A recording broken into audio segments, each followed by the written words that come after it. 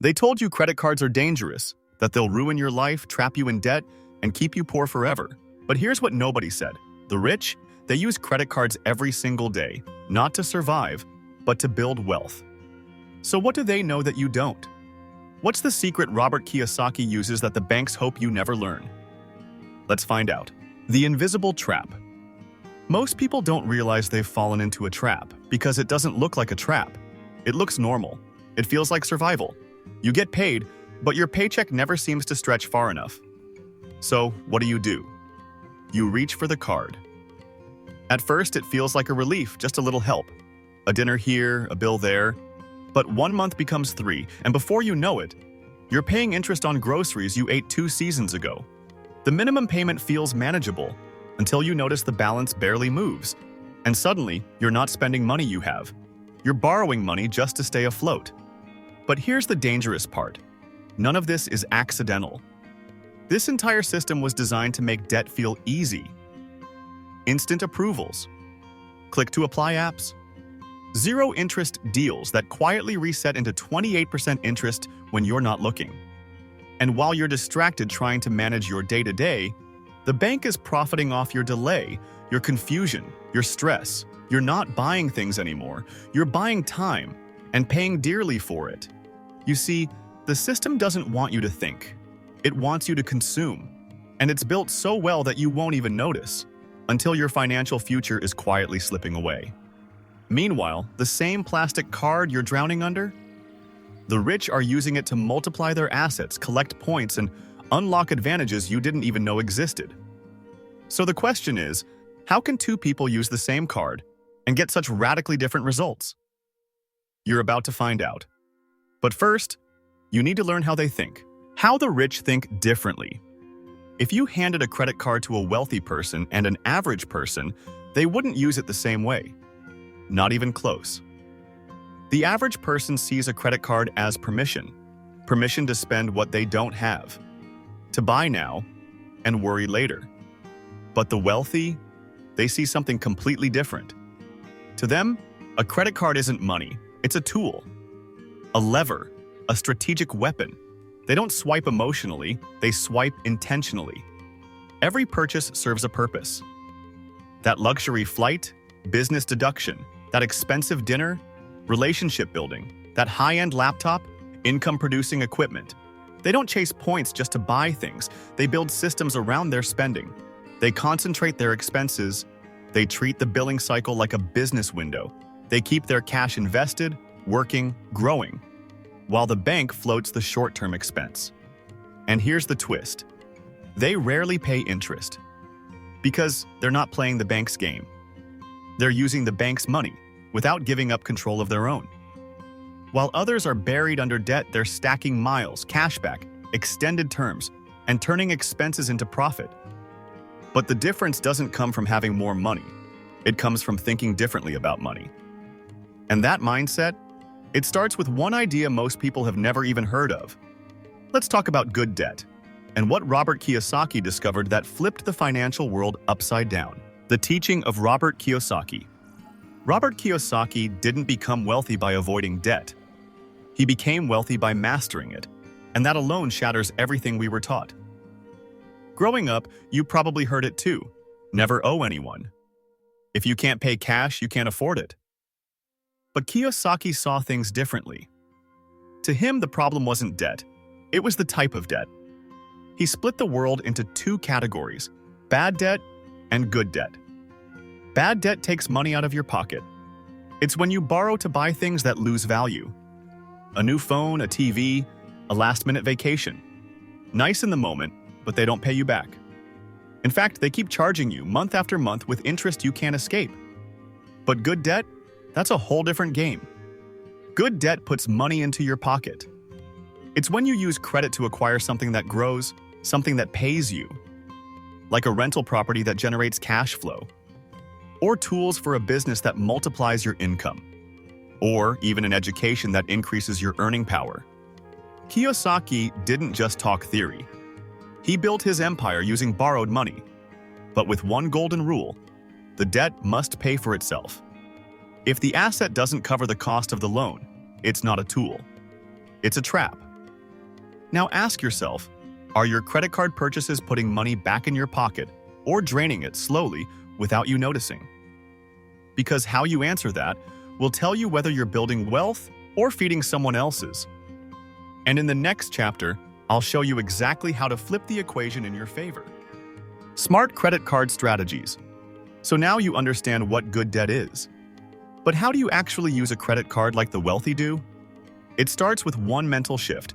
If you wouldn't buy it in cash, don't buy it on credit. Because credit isn't a license to consume. It's a tool to accelerate smart spending. Let me explain. Most people use credit impulsively. The rich use it strategically. They know of their billing cycle better than their birthday. They buy at the beginning of the statement period, not randomly, because that gives them up to 40 days to hold their cash, invest it, grow it, before paying it back in full, without a cent of interest. Meanwhile, their expenses, they're stacking up rewards, points, cashback, flight miles, all from purchases they were already going to make. Groceries, fuel, utilities, paid with the card, then paid off completely. No debt, no interest, just benefits. But that's not all. They centralize their spending into one high-performance card, not to spend more, but to build a deeper relationship with the bank. Better limits, better perks, lower fees, exclusive offers, because banks reward predictable, controlled usage. But here's the catch. This system only works if you're disciplined. You track every expense, you review your statements, you never let your limit become your budget. Because a credit card is like fire. In the hands of a builder, it creates. In the hands of the careless, it destroys. So ask yourself, are you using your card to buy time or to buy trouble? Next, I'll show you how to turn these strategies into a real step-by-step plan for building wealth without earning a cent more than you do today. Turning expenses into wealth. Let's get practical, because this isn't about theory anymore. This is where things start to shift. You don't need to make more money to build wealth. You need to use what you're already spending smarter. Start by mapping out your essential recurring expenses. Things like groceries, gas, utilities, pharmacy, stuff you already pay for every single month. Now here's the trick. Funnel those expenses through a high-reward credit card. But don't pick just any card. Choose one that gives you points, miles, or cash back on every purchase. You're not spending more. You're just redirecting your spending into a system that gives something back. Next, pay attention to when you swipe. If you buy at the start of your billing cycle, you get the maximum float, up to 40 days to hold on to your cash. That time, you can use it to keep your money invested, earning compound interest, or simply sitting in a high-yield savings account. Meanwhile, your card is doing the spending. This is what the wealthy do quietly. They earn rewards, leverage float time, keep their cash working, and then pay off the card in full, before interest hits. Now take it one step further. Track everything. Use a spreadsheet. Use an app. Whatever works for you, because clarity is power. The moment you start seeing patterns, you start spotting waste and opportunities. And if you're carrying old debt, it's time to negotiate, consolidate, refinance. Don't just throw money at the problem, fix the behavior that caused it. Because building wealth isn't about being lucky, it's about building systems and sticking to them. And in the next chapter, I'll show you why those systems are what separate the financially free from the financially trapped. Climax, debt. Slave versus asset owner. Let's make it simple.